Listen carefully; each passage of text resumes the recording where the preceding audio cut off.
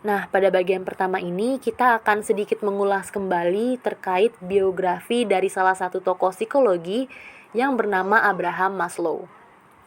Jadi, siapakah Abraham Maslow ini? Nah, jadi Abraham Maslow ini adalah seorang tokoh psikologi ternama dalam aliran psikologi humanistik, yang dimana Maslow ini dikenal sebagai ayah spiritual dari psikologi humanistik. Untuk kelahiran sendiri, Abraham Maslow ini lahir pada tanggal 1 April tahun 1908 di Manhattan, New York.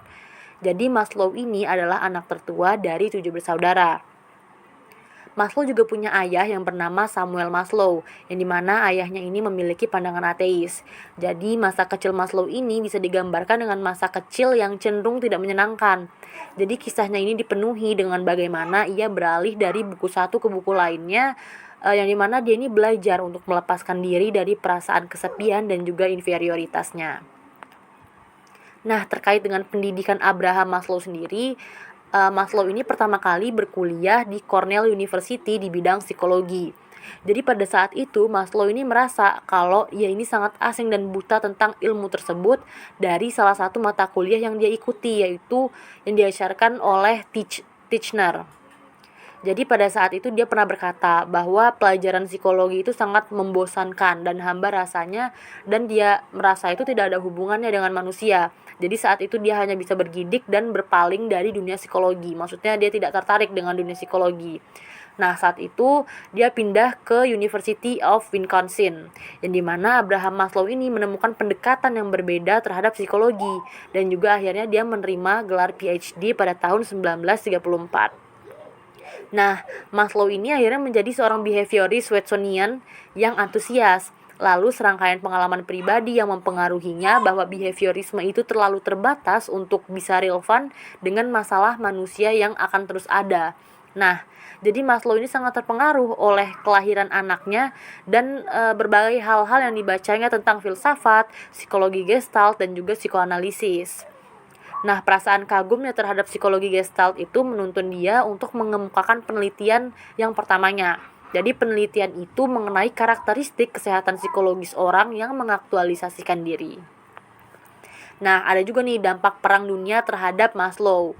Maslow ini kan juga sangat terpengaruh oleh sebuah parade yang dia saksikan tak lama setelah serangan Jepang di Pearl Harbor. Nah, pada tanggal 7 Desember 1941, yang mana memaksa Amerika Serikat untuk Perang Dunia Kedua. Jadi dia pernah berkata pada saat itu, dia itu memaksa untuk mengubah seluruh hidupnya. Dan sejak saat itu juga dia menentukan apa yang akan dia lakukan. Yang dimana akhirnya dia itu memutuskan untuk mengabadikan dirinya, untuk mengabdikan dirinya, untuk mengembangkan psikologi yang akan menangani masalah cita-cita tertinggi dari manusia. Nah, jadi pada saat itu dia akan memperbaiki kualitas kepribadian manusia dan menunjukkan setiap manusia itu pasti mempunyai kemampuan untuk berperilaku lebih mulia daripada menunjukkan perilaku kebencian, prasangka, ataupun perang. Nah, saat itu Maslow juga mengajar di Brooklyn College, yang dimana Brooklyn College itu adalah tempat dimana usaha awalnya memanusiakan psikologi dan membawa konsekuensi-konsekuensi pribadi yang bersifat negatif. Nah, komunitas psikologi behavioris yang dominan itu akhirnya mengucilkan dia, karena kan si Maslow ini tidak setuju dengan teori behavioris karena dia cenderung humanistik.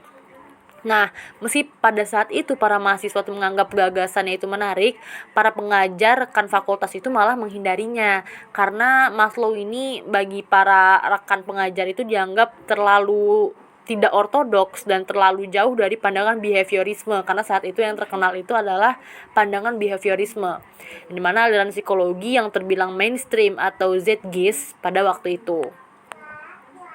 Nah, terkait dengan karir Abraham Maslow sendiri, jadi Maslow ini mengawali karirnya sebagai dosen di Brooklyn College yang seperti saya bilang tadi pada tahun 1937 sampai 1951. Jadi pada saat itu Maslow ini sangat tertarik oleh psikolog Gestalt yang bernama Max Wertheimer dan antropolog Ruth Benedict. Nah, saking dia tertariknya dengan dua orang tadi, Maslow ini menganggap bahwa mereka berdua itu adalah orang yang keren banget, orang yang sangat luar biasa gitu. Nah, Maslow pada saat itu mulai menganalisa mereka dan mencatat perilaku dari dua orang tadi. Nah, kelakuan stalking ini kemudian menjadi cikal bakal dari munculnya teori populer yang bernama hierarki Maslow. Jadi saat itu Maslow ini melanjutkan penelitiannya di Columbia University dengan pembahasan teori kebutuhan dan potensi manusia. Nah, di sana dia bertemu dengan legenda psikologi lainnya. Kalian pasti tahu, yaitu adalah Alfred Adler, yang sebelumnya kita udah pernah bahas juga terkait teorinya Alfred Adler. Nah, sekitar tahun 1941, Jepang ini kan mendeklarasikan perang terhadap Amerika dengan serangan Pearl Harbor. Nah, karena sudah berusia 33 tahun, Maslow ini nggak diikutkan dalam wajib militer. Nah, meski begitu, kengerian perang menginspirasi Maslow tentang cara menciptakan kedamaian. Pemikiran yang diciptakan Maslow ini kemudian mengantarkannya pada penelitian mengenai aktualisasi diri. Nah, lalu kita masuk terkait dengan penelitian Abraham Maslow. Nah, jadi penelitian mengenai aktualisasi diri itu dimulai dengan menganalisa hasil stalking terhadap Ruth Benedict dan Max Wertheimer. Jadi pada saat itu ia meminjam teori-teori psikolog lain mengenai kesehatan mental dan potensi manusia. Terus dia menambahkan banyak aspek baru ke dalamnya, terutama itu mengenai konsep hierarki kebutuhan, meta kebutuhan, metamotivasi, orang-orang yang teraktualisasi, dan juga pengalaman puncak. Nah, Maslow ini menganggap bahwa dirinya itu sebagai pionir baru di bidang psikologi. Jadi ya ini menciptakan jalan yang inovatif bagi para psikolog untuk memahami apa sih itu manusia. Nah, malahan si Maslow ini menciptakan kerangka kerja atas teorinya agar psikolog lain itu bisa nambahin aspek-aspek yang lebih bagus lagi, yang lebih keren lagi. Nah, kita masuk pada puncak kejayaan si Maslow. Nah, pada tahun 1960, Maslow ini dianggap menjadi selebritas atau pahlawan bagi gerakan melawan budaya kontra, yaitu yang behavioris tadi, yang akhirnya ia mendapatkan sanjungan yang ia idamkan sejak masa mudanya. Nah, Maslow ini telah berhasil memberikan kompensasi. Jadi menurut istilah Adlerian atau para pengikut Adler untuk inferioritas masa kecilnya. Jadi di Universitas Brindislah selama tahun 1951 sampai 1969, Maslow ini mengembangkan dan menyempurnakan teorinya dan mempresentasikannya dalam serangkaian buku yang populer. Nah, pada tahun 1963, Maslow ini jadi salah satu kandidat presiden Asosiasi Psikologi Humanistik, tapi Maslow malah menolak. Karena bagi Maslow, Asosiasi Psikologi Humanistik tuh harus bisa jalan sendiri tanpa adanya pemimpin. Jadi pada tahun yang sama, tahun 1963, Maslow ini menerima dana bantuan dari Yayasan Laughlin di Menlo Park di California, sehingga Maslow ini bisa fokus untuk menulis. Dia juga mendukung gerakan kelompok sensitivitas dan pada tahun 1967 dia terpilih sebagai presiden APA. Nah, terkait akhir hidup dari Maslow, jadi Maslow ini menghabiskan waktunya dengan menulis. Jadi pada tahun 1967 ia terkena serangan jantung yang lumayan fatal, dan demi kesehatannya Maslow dan juga Bertha kemudian pindah ke San Francisco Bay yang iklimnya tuh lebih hangat. Nah, walaupun dia sakit, bakat Maslow ini untuk menulis, untuk ngajar, dan untuk memberi konsultasi tuh nggak pernah hilang begitu aja. Dalam bukunya Abraham Maslow, ia ini pernah menulis, I have a very strong sense of being in the middle of a historical wave. 150 years from now, what will historians say about this age? What was really important? My belief is that the growing tip of mankind is now growing and will flourish. Yang artinya, aku punya firasat kuat bahwa saat ini aku di tengah gelombang sejarah yang besar. 150 tahun dari sekarang, apa kata para sejarawan tentang masa ini? Apa yang paling penting dari masa ini? Aku yakin bahwa fase puncak umat manusia sekarang sedang tumbuh dan akan merekah. Nah, pada tanggal 8 Juni 1970, Maslow meninggal terkena serangan jantung. Ia meninggal atau tutup usia saat ia berusia 62 tahun. Nah, teori Abraham Maslow ini adalah psikologi yang menganut aliran humanistik atau humanisme. Yang dimaksud humanisme itu seperti apa? Yang pertama, bahwa manusia adalah makhluk yang holistik dan dinamis. Yang dimaksud dengan holistik adalah manusia itu tidak bisa diukur hanya dalam satu aspek saja. Jadi manusia tidak bisa diukur dalam segi materinya atau hanya dilihat dari tolak ukur fisiknya, tidak. Jadi manusia itu dilihat dari keseluruhannya. Kemudian dimaksud dengan dinamis itu adalah perubahan yang terus-menerus, kondisinya itu pasti akan berubah-ubah, dan juga manusia itu pasti akan mengalami perkembangan. Dan yang kedua, manusia memiliki potensi. Jadi ketika manusia itu dia berpotensi gagal, maka ada kemungkinan dia mempunyai potensi untuk berhasil di kemudian hari. Dan mungkin ada potensi-potensi lainnya yang akan terjadi dalam hidupnya karena manusia tadi seperti yang di awal, yaitu holistik dan dinamis. Dengan silih berganti, kondisinya itu akan berubah-ubah. Kemudian pada poin ketiga, menurut Abraham Maslow, manusia itu pada dasarnya baik, bukan setan.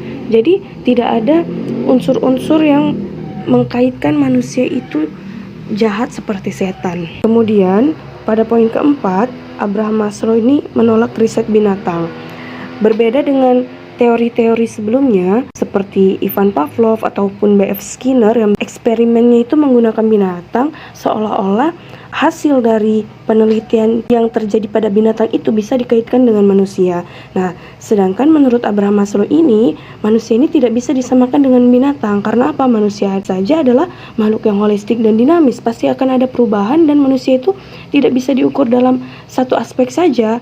Dan juga manusia ini pasti mempunyai potensi.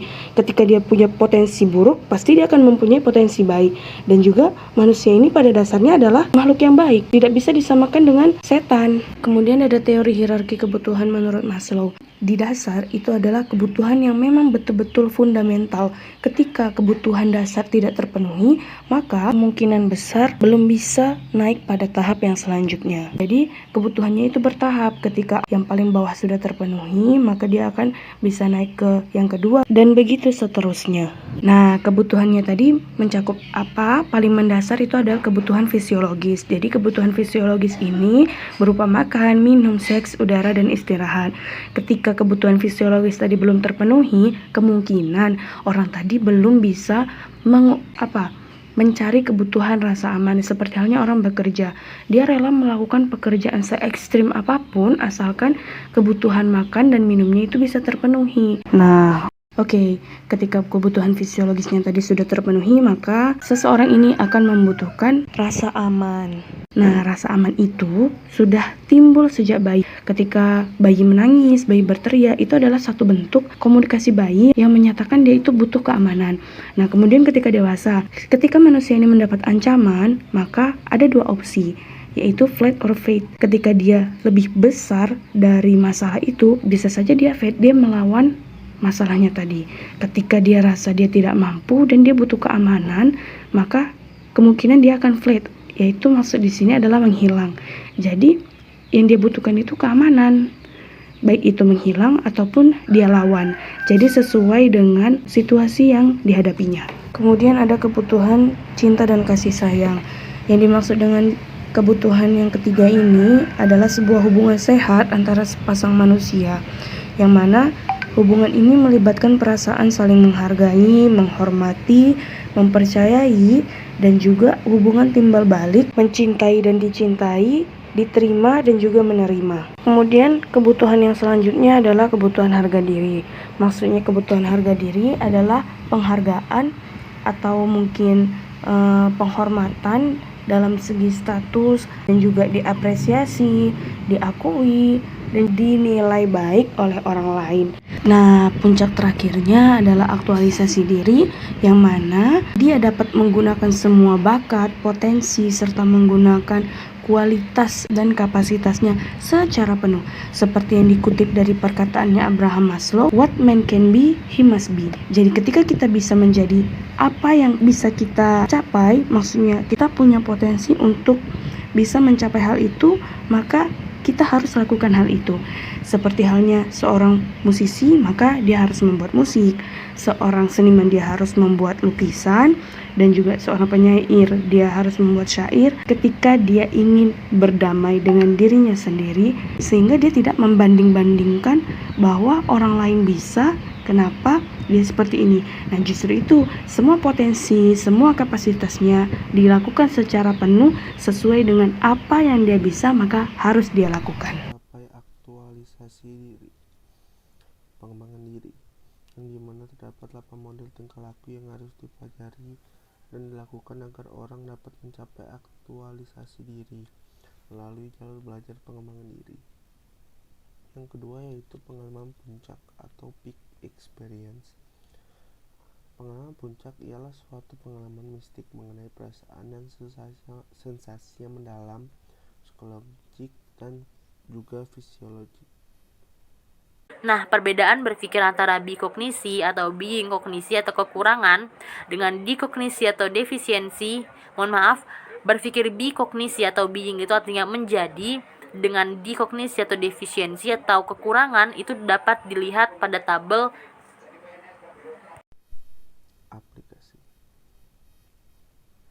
Aplikasinya ada 3, yaitu yang pertama Personal Orientation Inventory atau biasa yang disebut juga SOSTROM.